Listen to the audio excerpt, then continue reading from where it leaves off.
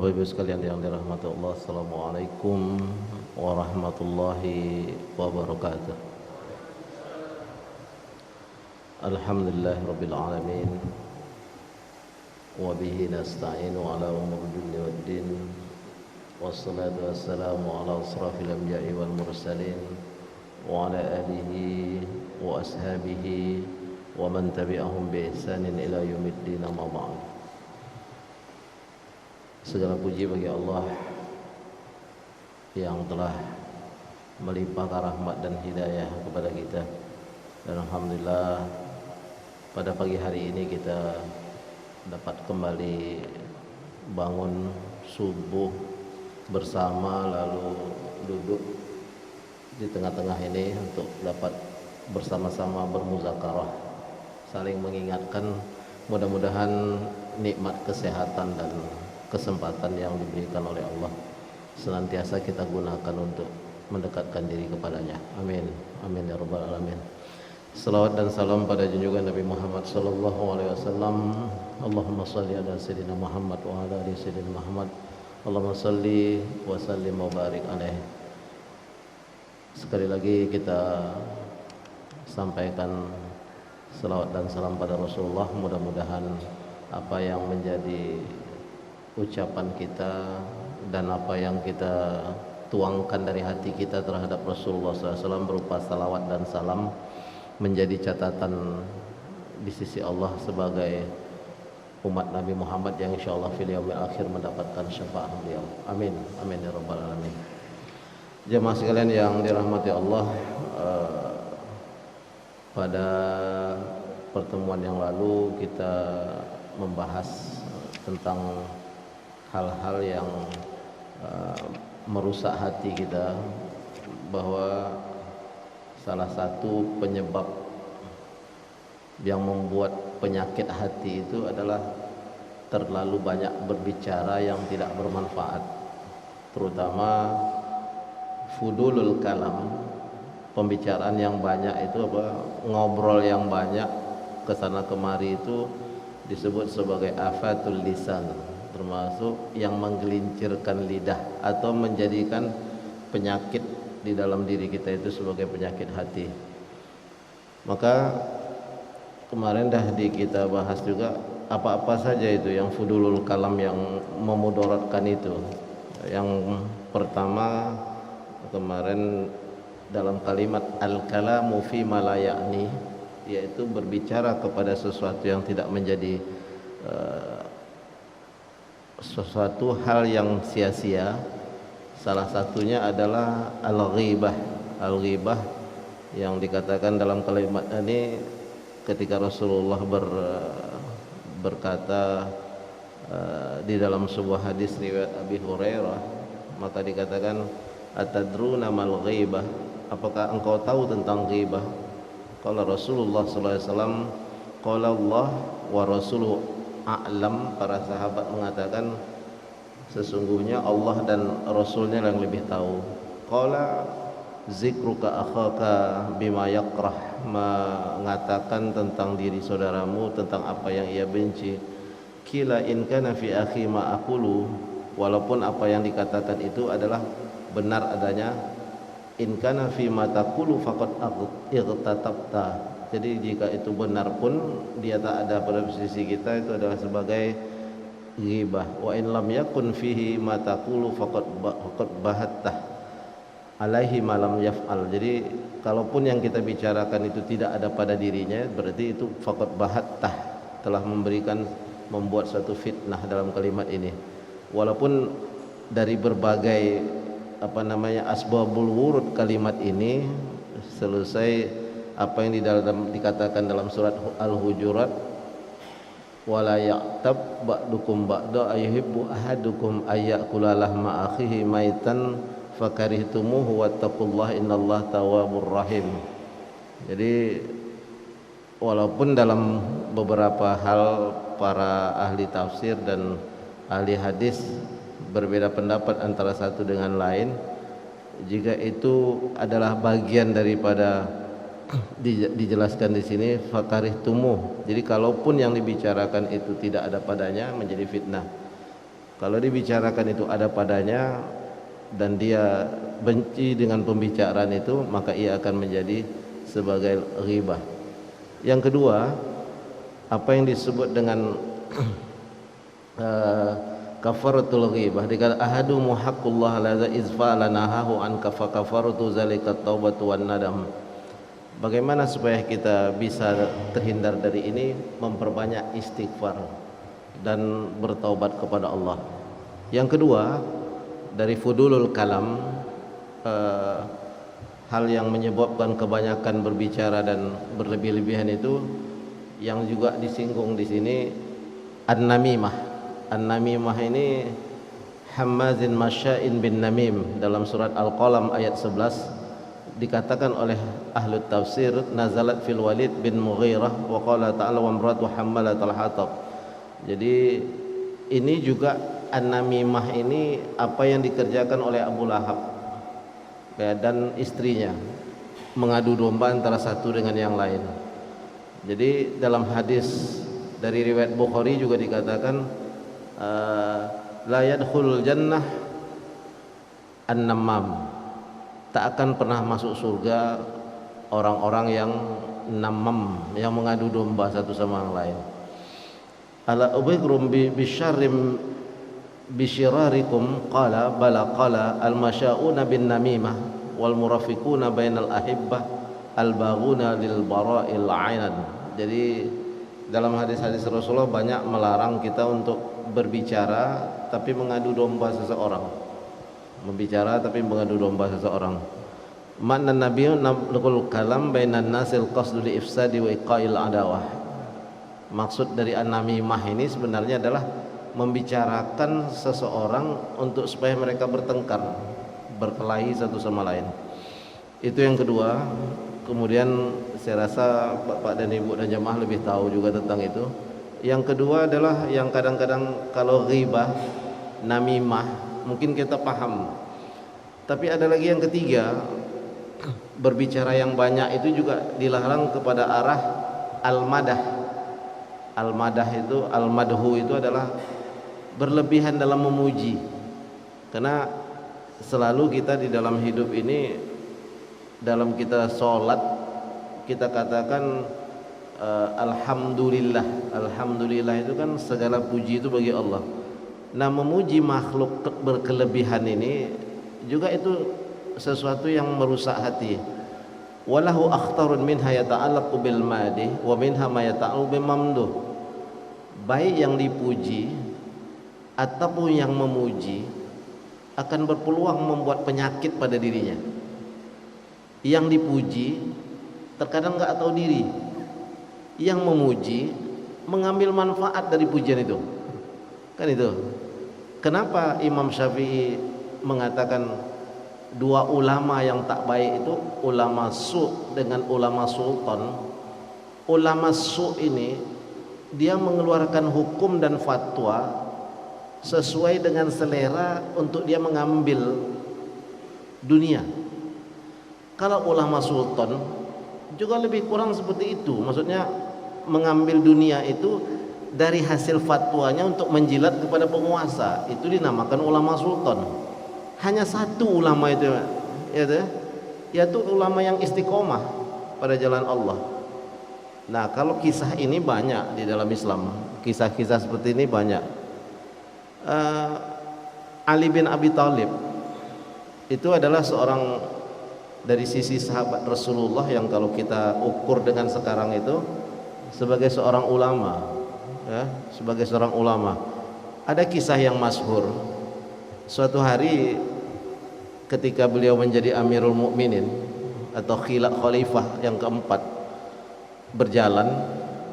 Begitu berjalan, dia terlihatlah di sebuah rumah. Rumah itu rumah Yahudi.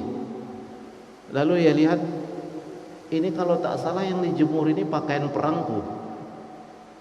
Ini presiden loh ya. Kita bukan berbicara masalah Ali bin Abi Thalib ini sahabat Rasul. Beliau ini khalifah. Khalifah itu tarafnya presiden. Melihat ini sepertinya baju perangku. Lalu dia ketok rumah Yahudi itu. Dia ketok rumah Yahudi itu, dia katakan, "Wahai Yahudi, Karena Ali bin Abi Thalib ini tahu orang yang paling tak mau menerima datangnya Islam itu Yahudi. Memang di zaman Rasulullah pun Yahudi yang masuk Islam itu tak lebih dari 10 orang. Saking payahnya orang Yahudi ini kalau untuk menerima Islam itu. Dan dia tahu ini pakaian perangku, dia tahu ciri-cirinya. Orang yang punya, ya kan? Dari mana pula Yahudi ini dapat? Dia ketok. Aku melihat pakaian perang yang kau jemur ini adalah pakaian perangku. Ini punya siapa? Lalu dikatakan oleh Yahudi ini, wahai Ali bin Abi Thalib, jika itu aku jemur di rumahku, punya siapa lagi? Tentu punyaku. Berdebatlah. Karena Ali tidak mau memperpanjang debat, kalau gitu kita bawa ke mahkamah. Bawa ke mahkamah. Sampai di hari yang ditentukan oleh hakim, dipanggillah dua-duanya. Begitu Ali masuk ke ruang sidang, Ali bin Abi Thalib ini mengucapkan salam, Assalamualaikum. Waalaikumsalam. Ketika itu kita tahu yang namanya hakim-hakim itu kan atas restu presiden mereka jadi hakim itu. Ya kan? Kalau itu atas persetujuan khalifah. Lalu apa kata hakim? Baik Ali bin Abi Thalib, hari ini aku tak memanggil engkau sebagai khalifah.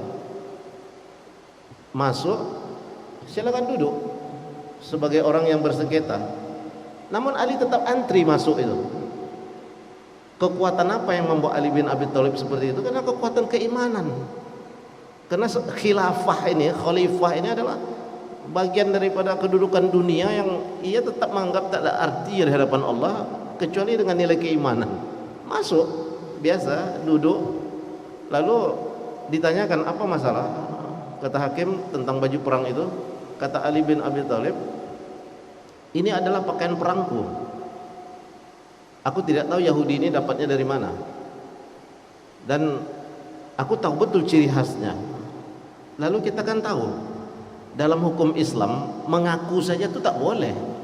Mesti harus membawa 2 orang saksi kan. Lalu dikatakan oleh hakim, wahai Ali, wahai Amirul Mukminin, siapa saksi dari itu bahwa itu adalah pakaian perang? Ali bin Abi Thalib tahu betul. Saksinya cuma 2 anaknya, Hasan Husain dan Fatimah istrinya. Lalu kata hakim, engkau tahu Amirul Mukminin di dalam Islam anak tidak bisa bersaksi kepada ayah, ayah tak bisa bersaksi kepada anak. Maka hilanglah 2 saksi ini. Tinggal lagi istri Ali bin Abi Thalib. Dan di dalam Islam itu kalau perempuan 4 harus 4 orang. Lalu ditanya oleh hakim, apakah engkau mempunyai selain Fatimah yang lain untuk bisa menjadi saksi di sini? Kata Ali, tidak, aku cuma mempunyai kalau gitu batal kesaksian. Bayangkan itu, presiden duduk sebagai orang yang bersengketa. Yahudi ini dah jelas kafir. Nah, tapi itu yang dilakukan. Apa yang menjadikan kekuatan hakim ini bisa menyidang presiden, menyidang khalifah dan menyidang Yahudi yang kafir, yang jelas-jelas itu kan musuh Islam. Tapi begitu adilnya nilai keimanan. Lalu ketika itu maka diputuskan oleh hakim, karena tidak adanya saksi tentang baju perangnya Ali bin Abi Thalib ini, maka baju perang ini adalah milik Yahudi. Yang herannya lagi, ketika setelah diputuskan lalu dikatakan oleh Yahudi ini, karena dia tidak tahu banyak hukum Islam, dikatakan, wahai Amirul Mukminin, apakah setelah putusan ini baju perang ini milikku? Iya, kata Ali. Lalu ditanya kepada hakim, apakah baju perang ini milik saya? Benar, karena dalam hukum kami tidak adanya saksi ini menjatuhkan siapa yang memegang barang ini adalah milik dia. Lalu setelah bertanya begitu, tertegun sebentar orang Yahudi ini. Lalu ia ada angkat tangannya, asyhadu an la ilaha illallah wa anna Muhammadar Rasulullah. Lalu Ali bertanya, apa yang membuatmu bersyahadat di depan mahkamah ini? Kata Ali bin Abi Thalib kepada orang Yahudi ini. Apa kata Yahudi ini? Hukum yang berlaku di dalam Islam itu yang membuat aku masuk Islam. Karena aku duduk bersengketa dengan seorang presiden, khalifah, hakim tak bergeming untuk mengambil barang itu, dan ini adalah punya khalifah. Jika di agama kami tak perlu masuk mahkamah, baju itu langsung dicomot. Nah, dicomot oleh khalifah kami itu baju itu, dan itu adalah menjadi hak dia.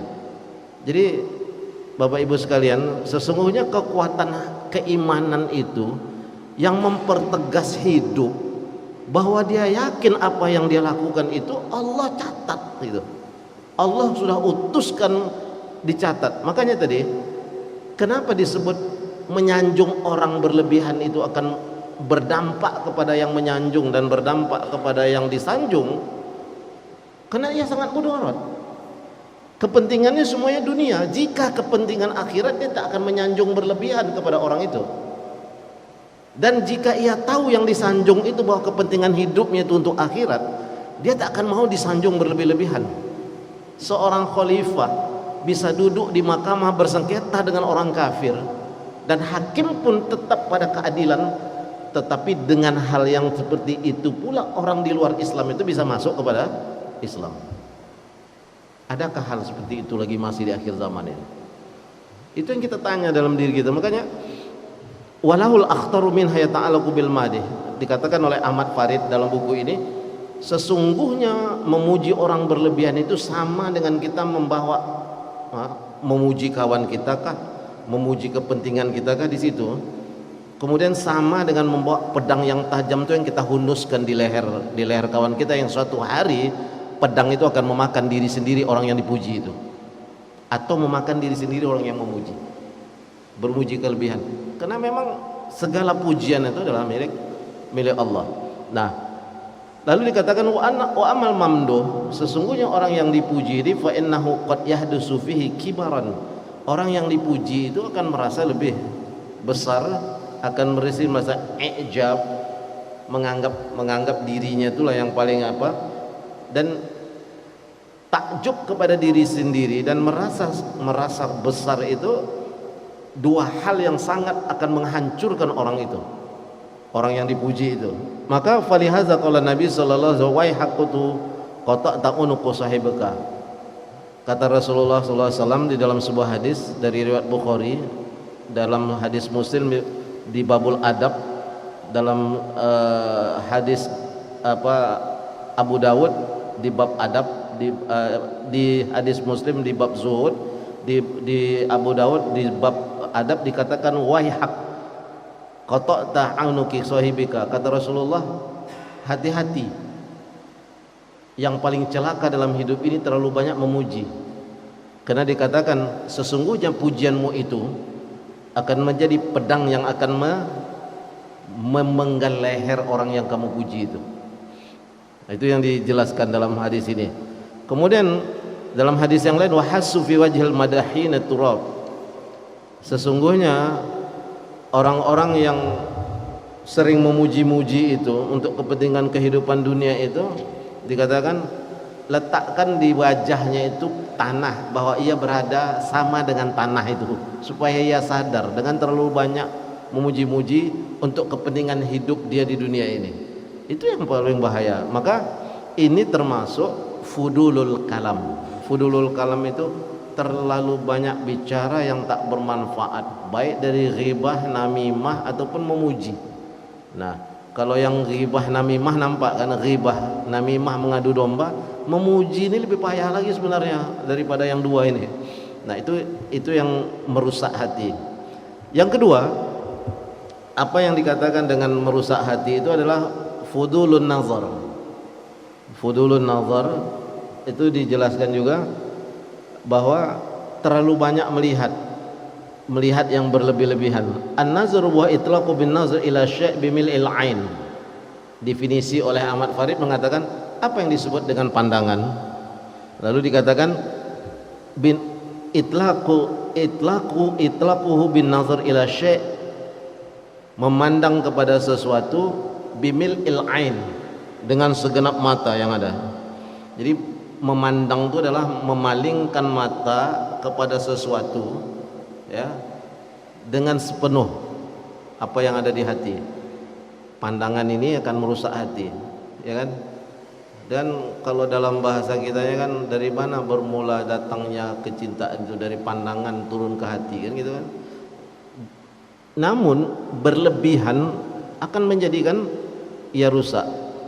Lalu dikatakan dalam surat Nur kemarin dah sempat kita singgung, katakanlah kepada orang-orang mukmin hendaklah ia membatasi pandangannya dan menjaga kehormatannya, dan katakan kepada mukminat bahwa hendaklah membatasi pandangannya, karena dikatakan yaqudna, membatasi dan menjaga pandangannya dan menjaga kehormatan kita.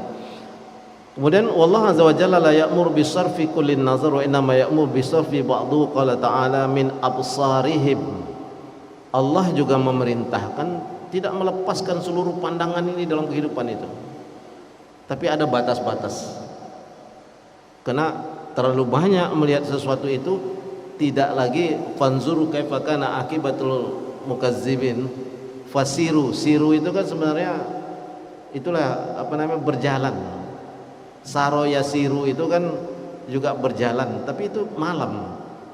Lihatlah bagaimana akibat orang-orang yang dulu pernah berpuasa. Memang suatu hari perlu juga kita ini, kan kalau dalam kitab Ruh karangan Ibnul Qayyim Al-Jauziyah itu, kitab Ruh itu dijelaskan, dan banyak pendapat tabi'in, pendapat salafus saleh tentang ruh itu, bahwa sesungguhnya ketika kita datang ke kuburan itu, ya kan, itu kalau Ibnul Qayyim berpendapat ruh orang yang telah wafat itu sehari sebelum hari Jumat, sehari sesudah hari Jumat, itu mereka merasakan kedatangan orang yang datang, dan dia tahu, diberikan oleh Allah kejelasan kepada dia datang. Maka orang-orang dalam kubur itu paling baik berziarah kubur itu pagi Jumat, karena roh mereka tuh tahu kita datang, dan dia tahu apa yang dikerjakan oleh orang hidup. Itu Ibnul Qayyim Jauziyah, bukan Fajriansyah yang berkata di dalam kitab Ruh. Jadi ketika mereka datang, dan itu banyak kisah-kisah yang dijelaskan dalam kitab Ruh itu, bahwa kita datang, kita duduk, lalu mereka itu gembira karena mereka didoakan. Doa kita kepada mereka itu, assalamualaikum ya ahlad diyar, itu bagi orang yang mengenal kita, bagi orang yang dulu kita di waktu hidup kita kenal, ia menjawab salam itu dan dia kenal sama kita yang memberikan salam. Bagi tetangga-tetangga kuburan itu, mereka menjawab walaupun mereka tidak kenal, karena mereka tahu ini sesama mukmin. Jadi sesungguhnya ahli kubur itu, begitu kita biasa ziarah lalu kita tinggalkan ziarah kubur itu, mereka sedih. Kemana ini orang yang memberikan doa dan salam kepadaku ini, tak pergi. Makanya sesungguhnya satu hari sebelum hari Jumat, satu hari sesudah hari Jumat, itu adalah waktu yang paling bagus untuk berziarah, karena Allah memberikan kekuatan kepada ruh yang ada itu untuk mendengarkan apa yang dilakukan oleh orang yang berziarah itu, dan itu kesepakatan. Nah, perlu juga kita sekali-sekali duduk, jangan rame-rame, berdua, sedih, kalau perlu sendiri di kuburan itu, ya kan? Ditatap semuanya itu. Orang-orang yang kita kenal itu, yang dulunya gubernur, yang dulunya camat, yang dulunya RT, yang dulunya RW. Kalau perlu teriak dalam hati kita di kuburan itu, teriak dalam hati ya, dengan mulut. Kalau mulut nanti dikatakan orang pula kita hilang akal kan gitu. Tanya sama mereka, wahai mantan, kemana dulu pangkatmu itu? Perlu itu untuk melatih jiwa kita bahwa dunia ini sementara. Kenapa saya katakan sementara tadi? Bayangkan, untuk hidup di atas dunia ini kita punya rancangan yang banyak. Mulai anak itu, sebagai orang tua, mulai anak itu lahir, masuk sekolah, asuransikan untuk masa depannya. Cari sekolah yang favorit supaya dapat dari sekolah itu, nanti keluar dari sekolah favorit itu dapat kerja di tempat yang baik. Ya, udah tamat ke sini. Coba bayangkan. Ini perencanaan tentang hidup di dunia 20, 30, 40, 50, 60, 70 tahun, 80 hari ini paling banyak, dan jarang yang punya umur 90. Perencanaan tuh mulai anak lahir itu, mulai dari akte kelahiran, masuk TK favorit, masuk SD favorit, masuk SMP favorit, masuk SMA favorit, anak pintar dapat beasiswa.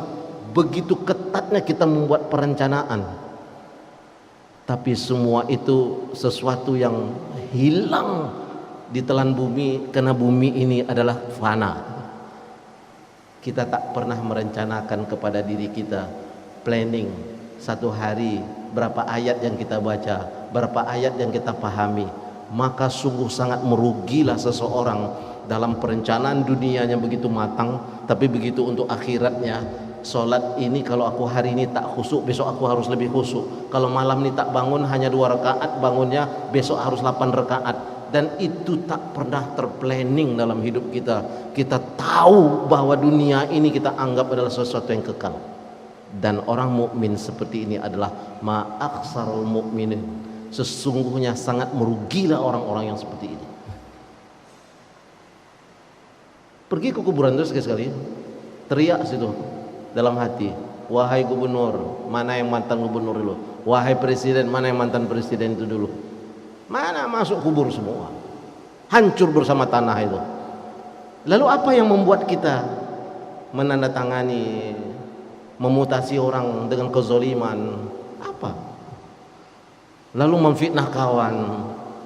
Jangankan jadi khalifah, kalau cerita khalifah ini lagi, ada lagi kisah Umar bin Khattab ini. Coba katakan, Umar bin Khattab ini kan khalifah kedua. Tahu nggak siapa istrinya? Istrinya itu anak Ali bin Abi Thalib, Ummu Kulsum. Ummu Kulsum itu siapa? Cucu Nabi. Berkeliling, khalifah berkeliling sendiri malam. Jadi kalau malam itu antara jam 9, 10, 11, 12 berkeliling Umar bin Khattab ini. Saya katakan sekali lagi, sahabat Rasulullah, istrinya anak Ali bin Abi Thalib, Ummu Kulsum, ya kan, cucu Rasulullah. Lalu ketika berkeliling, dia melihat sebuah lapangan, ada seorang badui. Badui ini kan orang Arab yang tinggal hidupnya dari mengembala hewan-hewan ini, berpindah-pindah, tergantung sampai di mana didirikan tenda, bawa gembalanya, sampai di mana. Jangan bayangkan Madinah seperti kota sekarang. Jadi ada lapangan dekat dengan, dia bikin tenda. Begitu Umar bin Khattab lewat, tenda itu sudah jadi, lalu mendengarkan rintihan seorang wanita di dalam tenda itu. Lalu Umar bin Khattab berkata, wahai rajul. Nah, kalau bahasa Arab dia tak kenal seseorang, dikatakan ya rajul, wahai orang laki-laki, apa gerangan di dalam tendamu itu mendengar suara? Aku mendengar rintihan seorang perempuan. Lalu dikatakan oleh orang Badui ini, ya benar ada suara orang perempuan, tapi ini adalah urusan keluarga kami, bukan urusan kau. Karena orang Badui ini tidak tahu bahwa Umarnya adalah khalifah. Lalu dia katakan, bolehkah engkau ceritakan sedikit kenapa orang di dalam itu merintih? Lalu dia katakan, itu ada yang merintih itu adalah istriku, karena dia hamil tua dan mau melahirkan, tapi aku tak tahu caranya. Orang Badui itu begitu. Jadi kalau diceritakan lagi satu, dah keluar anak tuh dia potong pusatnya sendiri, begitulah maksudnya. Karena aku tak tahu, ya sudah, rintihan itu biasa bagi kami. Lalu kata Umar bin Khattab, maukah engkau aku bantu? Dia katakan, oh dengan senang hati, jika engkau bisa menyelesaikan apa yang berlaku pada istriku. Pulang Umar bin Khattab ini, dibangunkannya Ummi Kulsum, istrinya, cucu Nabi ini. Maukah engkau mendapatkan pahala akhirat?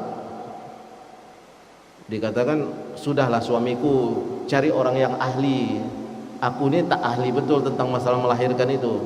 Kata Umar bin Khattab, inginkah engkau didudukkan di surga bersama orang-orang yang suka menolong? Janjinya cuma itu. Kata Ummi Kulsum, baik. Ini permaisuri loh. Kisah bukan masalah istri Umar bin Khattabnya, cucu Nabi, ibu negara. Awak baru jadi suami baru jadi anggota DPR, dulunya bidan kampung, tak mau lagi pergi ke kampung kan. Ini istri presiden. Baik, suamiku pergi. Lalu pergi di situ, dia tolong melahirkan itu, tak memanggil orang lain, tolong melahirkan dan mendengar kalimat suaminya, maukah engkau mendapatkan tempat yang terbaik dan surga? Pergi. Ibu negara pergi sama orang yang tak dikenal, pergi ke rumah orang yang tak pernah kenal sebelumnya, lalu membantukan melahirkan, lalu dikatakan kepada suaminya, wahai suamiku, istri Badui itu telah melahirkan dengan selamat. Lalu khalifah ketika itu kena mendengar istrinya juga menyebut wahai khalifah, wahai Amirul Mukminin, lalu dikatakan oleh Badui ini, apakah engkau seorang khalifah? Umar bin Khattab. Lalu Umar tersenyum, dia katakan, ditanya lagi, apakah engkau seorang khalifah? Iya. Dah 3 kali Badui ini bertanya, baru dia katakan, iya, aku khalifah Umar bin Khattab. Bangga orang Badui ini mengatakan, anakku melahirkan dibantu oleh ibu negara. Nah, begitulah kita ya sekarang. Ada hal ini lagi di zaman sekarang. Itu yang saya katakan bahwa zuhud itu bukan pakaian, ya pakaian itu boleh, aksesoris, bukan serban, tapi tindakan keseharian itu. Jangankan jadi presiden, kadang entah jadi apa aja dah payah menemukannya. Nah, jadi RW aja tak mau mengeluarkan surat, kan? Tapi sebenarnya memang betul juga, karena perintah dari atasan tak ada untuk mengeluarkan surat itu, ya kan? Karena yang menyuruh mengeluarkan surat itu pun tak tahu aturan. Kan ini persoalan juga dalam hidup, ya kan? Bahkan kadang-kadang dibuat aturan itu bagaimana? Zuhud itu bukan penampilan dari pakaian, bukan penampilan dari apa, tapi zuhud itu berada pada posisi yang demikian. Itu seorang ibu negara masih mau membantu orang yang tak dikenal. Itu maksudnya. Jadi pelaksanaan, makanya dikatakan kalimatun thayyibatun kasyajaratin thayyibatin. Nah, itu Allah yang menjelaskan dalam surat Ibrahim. Kalimat yang baik itu seperti pohon yang baik, yang akarnya menghunjam ke bumi dan pohonnya ke langit. Ia mempunyai pendirian dengan nilai keimanannya itu, tapi dia tetap ke langit dan ia menyatu dengan urusan langit dalam segala tindakannya itu. Makanya dikatakan tadi, yang merusak itu adalah, yang merusak hati itu terlalu banyak berjanji, berbicara, terlalu banyak menggunjing, terlalu banyak mengadu domba orang. Dan salah satu lagi ini terlalu banyak memandang orang tuh dari pakaian, dari penampilan, dari kedudukan, itu juga merusak. Makanya dikatakan fudulun nazar, jangan berlebihan dalam memandang. Hormati yang patut dihormati, sayangi yang patut disayangi, jangan berlebihan. Jangan dengan tindak tanduk itu kita meraup keuntungan dunia untuk diri kita. Itu sangat bermasalah dalam hidup. Hari ini kita bisa tertawa, tapi ketika hukum Allah itu berjalan dengan sunatullahnya, Allah tidak akan pernah la yukhlifullahu mi'ad. Allah tak akan pernah luput dari janjinya, dan Allah tidak pernah ingkar. Yakinlah itu. Satu aniaya yang kita buat, esok hari akan terbentur dengan suatu masalah yang sangat besar. Baru kita ingat, kita teliti lagi diri kita, dulu aku pernah menganiaya orang, dan itu tidak akan pernah luput dari catatan dan pandangan Allah. Itu yang dalam hidup, itu yang dikatakan zuhud itu. Jadi bukan sekedar penampilan, bukan sekedar kita dinampakkan oleh orang, bukan itu. Itu iya, tapi itu adalah bagian dari nilai zuhud itu sendiri.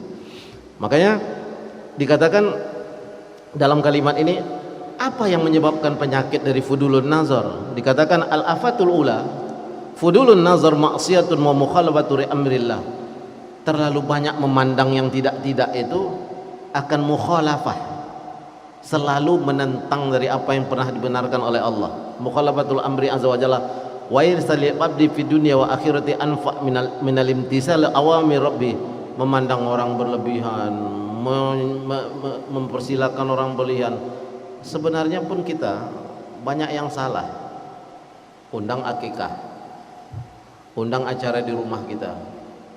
Yang kita dulukan di tempat prasmanan yang enak-enak tuh VIP, orang-orang yang punya jabatan.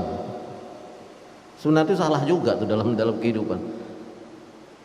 Yang paling dulu yang mau kita kasih makan yang baik-baik itu orang-orang miskin yang sekitar rumah kita tuh dulu. Baru pejabat-pejabat tuh. Kita boleh menghormati orang. Kadang itu yang salah dalam agama ini, ya kan? Kasih anak yatim, kasih orang-orang miskin di sekitar kita tuh. Kalau perlu, kalau undangan itu makannya nanti jam habis zuhur, undang sebelumnya itu dulu orang-orang yang susah, baru kita ambil orang-orang yang ini sudah dia. Kalau pejabat-pejabat di sekitar rumah kita itu udah biasa, dia karpet merah, makan enak, itu udah biasa. Dan tidak pernah akan disia-siakan oleh Allah orang yang memberi makan anak yatim dan memperhatikan anak yatim dan memberi makan orang-orang miskin. Kalau tidak akan turun surat Al-Maun itu. Ara'aital ladzi yukazzibu biddin. Itu ayat Allah. Tidakkah kamu perhatikan orang-orang yang mendustakan agama? Siapa yang mendustakan agama? Fadzalikal ladzi yad'ul yatim, menyia-nyiakan anak yatim, wala yahuddu ala tu'amil miskin, dan tidak memberi makan orang-orang miskin. Jelas ayat Allah. Itu bukan ideologi yang dibuat manusia, tapi Allah yang menjelaskan. Lalu apa yang membuat kita terlalu menghormati, memuji orang-orang yang sudah berlebihan dalam hidupnya? Ya kan? Seharusnya di tempat VIP di rumah kita itu ya orang-orang miskin itu yang di VIP kan. Hidup itu begitu memang. Kenapa? Kita selalu menganggap ini tidak ada manfaat ini. Kalau ini manfaat nih, karena berkaitan dengan jabatan saya kan, itu persoalannya kan. Kehidupan itu kan itu. Jangan terlalu yakin dengan keadaan dunia ini. Karena dunia ini mata'ul ghurur, kenikmatan yang menipu. Itu yang jelas. Lalu yang kedua, apa yang dikatakan dengan fudulun nazar, berpandang berlebihan itu apa akibatnya? Ayufarriqul qalbi wa yushattitu wa yab'udu minallah wa laysa 'alal 'abdi syai'un adar. Berpandang berlebihan itu merusak hati untuk terus jauh dari Allah. Karena pandangan mata ini menyangkut kepada hati, iman itu tertutup. Kenapa ya dia dapat seperti itu ya? Masa aku tak bisa pula dapat? Aku kan lebih tinggi kekuasaanku dari itu. Terlalu banyak memandang. Itu yang kedua. Yang ketiga dikatakan ayyudha'iful qalbu wa yuzinuhu wa qaddul basar bi yaqwil qulub. Yang ketiga dikatakan ia akan melemahkan nilai di dalam hati kita sehingga iman itu turun. Terlalu banyak memandang yang tak benar itu. Maka dikatakan yudha'iful qalb, melemahkan hati. Yang ketiga, yang keempat, annahu yaksibul qalbi zulmah wa iza azlamal qalbu aqbadat alaihi sahaibul bala wa syarrun min kulli makan. Yang keempat dikatakan ia akan mendapatkan hati dalam kegelapan. Karena dunia ini tidak akan habis-habis dipandang, seperti meminum air laut, air asin. Makin dimikum makin haus. Jabatan terus makin diambil makin mau lagi yang lain. Tak habis-habis. Ini dah putih nih ya. Ini bulu hidung tu pun dah putih, kumis dah putih, jenggot dah putih. Berebut juga dengan jabatan dunia itu lagi. Karena bagian salah satu keberkahan itu di dalam tubuh kita ini menghormati apa yang ditumbuhkan oleh Allah itu. Tidak boleh kita cabut uban tuh. Karena itu mengingatkan kita. Karena mencabut satu uban berarti mencabut satu keberkahan dalam hidup. Walau alam juga, kalau mencat rambut itu tergantung niatnya juga. Niatnya untuk apa dulu gitu, ya kan? Itu dia. Tapi sudahlah, biar aja lah penampilan yang ada, karena itu akan menyadarkan kita. Saya lupa hadisnya, tapi mencabut uban itu menghilangkan keberkahan juga pada diri kita.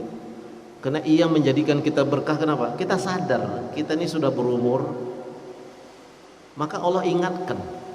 Makanya Nabi Zakaria dan Nabi Ibrahim mengatakan, aku ini dah tua, telah dihapuskan mudaku ini dengan tumbuhnya uban. Mana mungkin aku punya anak lagi? Kenapa Nabi Zakaria mengatakan itu kepada utusan Allah? Malaikat mengatakan, engkau akan dianugerahi dengan Yahya. Istriku mandul, aku dah tua. Karena uban itulah yang memberikan tanda bahwa dia sudah tua. Laqad masakhas syabab, maksudnya tumbuhnya uban itu telah menghapuskan masa muda kita. Itu yang menjadikan kita berkah, membuat sadar pada diri. Kalau asik dicat aja merasa muda terus aja kan. Tergantung niatnya untuk apa lah gitu. Untuk berpenampilan itu menjadi dosa dia. Ya kan? Untuk mengelabui orang itu jadi dosa dia. Tergantung niat tadi. Bukan saya mengatakan diharamkan, tergantung. Apa hukumnya mencat rambut? Tanya dulu. Cat rambut itu dari apa bahannya? Nah, kan itu. Kemudian ketika dicat tuh kapan, berapa tahannya? Terinilah air enggak di rambut tuh ketika kita membasahkan rambut. Karena mengusap kepala untuk membasahi rambut ini adalah yang wajib dalam wudu. Yang wajib dalam wudu itu apa? Wajah, ya kan? Tangan. Kemudian apa? Rambut. Kemudian kaki, telinga sunnah. 4 ini anggota tubuh yang wajib. Maka kalau yang wajib ini tak sempurna, habislah kita. Tak sempurna sholat. Saya tidak mengatakan hukumnya, tapi diteliti dulu. Lalu mencat kuku seperti apa? Kuku itu dicat, berjalan tak air ke dalam kuku itu? Kan itu persoalan-persoalannya yang harus dikaji dalam fikih. Makanya memang semuanya innamal a'malu binniyah. Lalu kita teliti efek itu. Nah, itu dikatakan. Kemudian yang kelima, apa yang disebabkan dengan banyaknya memandang yang tak penting itu? Fululun nazar yuksil qulb wa yashuddu 'alal 'abdi babul ilmi wa qaddul basar wa yaftahu lil 'abdi babul ilmi. Jadi dikatakan menahan pandangan itu, berlebihan itu, dia akan merusak. Merusak apa? Tindak tanduk kita. Yang tadinya tak mau bermaksiat, karena pandangan itu mulai lagi hati itu terbawa kepada maksiat itu. Jadi menahan itu akan meletakkan sesuatu pada ini. Yang keenam dikatakan ayam saubidukhul syaitan ilal qalbi. Fudulul nazar, memandang yang berlebihan kepada sesuatu yang tak penting itu membuka pintu gerbang bagi syaitan untuk masuk ke hati kita. Bisikan syaitan. Maka dijelaskan dalam keadaan wala tuti' man aghfalna qalbuhu an zikrina wattabi' hawahu wa kana amruhu furuta. Ya, jangan engkau terlalu taat dengan hati yang ghaflah, yang apa namanya? Jangan taat kepada hati yang lalai. Taatlah kepada hati yang hidup kepada Allah Subhanahu wa taala. Itu dia. Lanjut. Yang tadi itu adalah bagian dari penyakit yang masuk ke dalam hati kita, fudulul kalam, terlalu banyak berbicara, terlalu banyak bertanya, itu bicara juga seperti Bani Israel. Fudulun nazar, kebanyakan memandang. Yang ketiga adalah fudulul mukhalatah, terlalu banyak bercampur aduk. Bercampur itu apa? Antara laki-laki dan perempuan. Itu juga merusak. Maka dikatakan fudulul mukhalatah wadda al-aidal lil jalib likulli syarr wa kam salabat mukhalatatul muasyarah min ni'mah wa kam zarat min adawah wa kam gharasat fil qalbi min jazaratit tazulul hibal ar-rasiyat wa hiya fil qulubi la tazul fa fi fudulil mukhalatah khasaratud dunya wal akhirah. Nah, makanya kalau di Al-Azhar Mesir itu, mulai dari sekolah TK sampai perguruan tinggi itu tidak pernah bercampur, perempuan laki-laki. Karena itu masa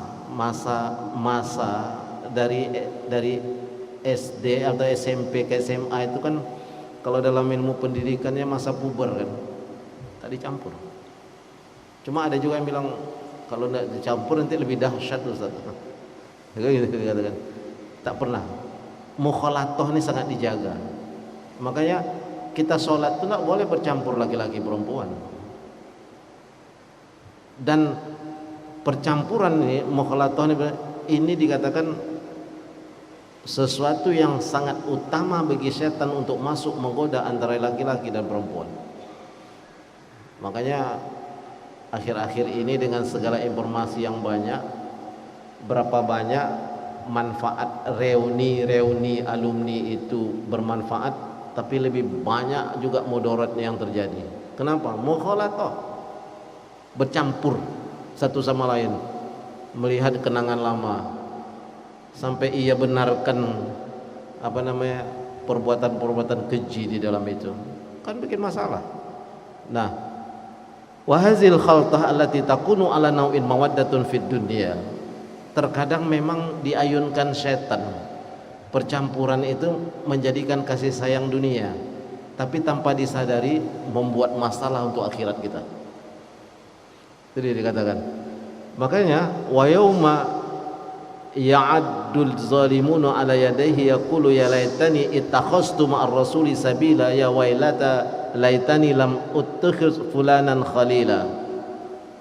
Hari kiamat nanti orang-orang yang telah melanggar ini, di dalam surat Al-Furqan ayat 27-29 dikatakan, suatu saat nanti orang-orang yang berbuat aniaya itu ya'udduz zalimina ala yadayhi, menggigit jari ini.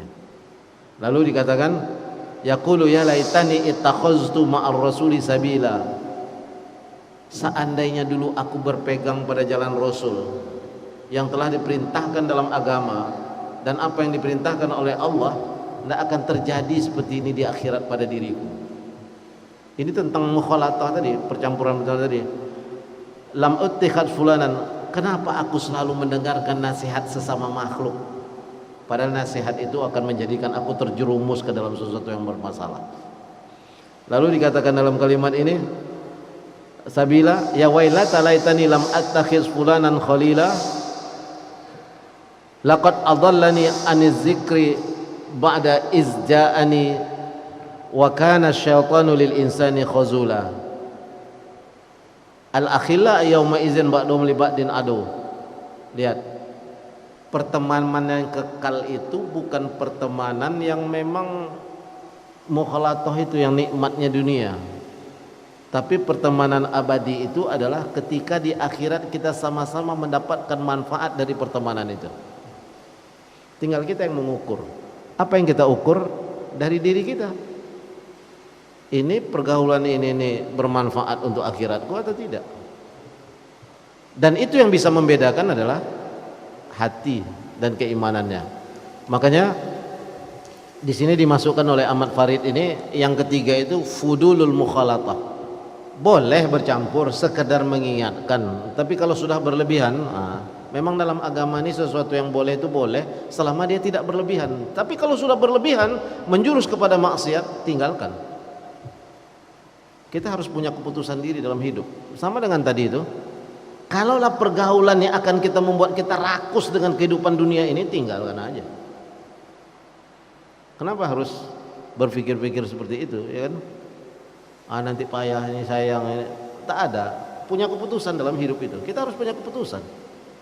Jangan kita mencencang air. Mencencang air itu yang kena kita sendiri, ya kan? Dia akan bergabung lagi, ya. Dan jangan seperti sampan yang berjalan di air yang ada kiambangnya. Perahu lewat, kiambang bertaut. Harus jelas. Wa nunazzilu minal qur'ani ma huwa shifa. Ya kan? Syahrul Ramadan allazi unzila fihi al-Qur'an hudan lin-nasi wa bayyinatin minal huda. Ya, jadi Al-Qur'an itu furqan. Dan hidup itu harus jelas hitam putihnya. Kemana arah kita? Jangan abu-abu. Ya kan? Ini ya. Jelas, hidup itu jelas. Munafikun itu yang abu-abu. Mana yang manfaat ambil, ini ambil. 3 coba. Mukmin, shadiq, kafir jelas. Yang payah nih yang munafik ini. Tidak punya sikap dalam hidup. Kemana keuntungan saya? Padahal yang dia anggap untung dunia ini belum tentu beruntung ketika di akhir hayatnya, ketika berhadapan dengan Allah dalam syakaratul maut, ya kan? Dah banyak misal itu, tak usah kita kaji panjang-panjang, dah banyak dalam Al-Quran, banyak cerita. Di hari-hari seperti ini juga kita banyak cerita. Orang hormat sama kita di masa hidup itu sajalah. Begitu kita sudah masuk kubur lah lupalah mereka lagi itu. Itu yang harus kita tanya. Terakhir kata Imam Al-Basri dalam kalimat ini, kalau kalian ingin kualitas kalian hidup kalian itu, waktu hidupnya coba tanya pada diri kalian, kalau aku mati hari ini, ya, kalau aku mati hari ini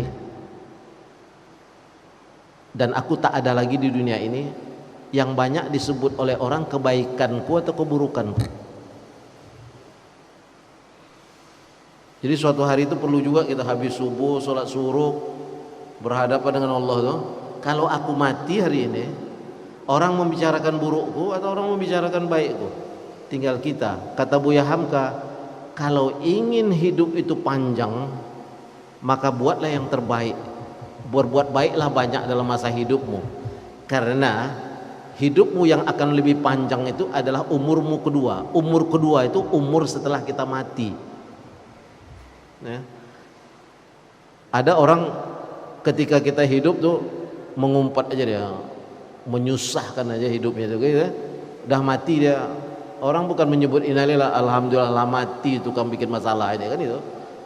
Sekarang tinggal kita bertanya, sal nafsak, tanya pada dirimu, mati aku hari ini, umurku ini lebih panjang tak itu daripada yang umurku yang ini? Karena kita hidup mungkin orang takut, tapi ketika kita mati lebih banyak orang mengucapkan yang baik atau mengucapkan yang buruk tentang diri kita.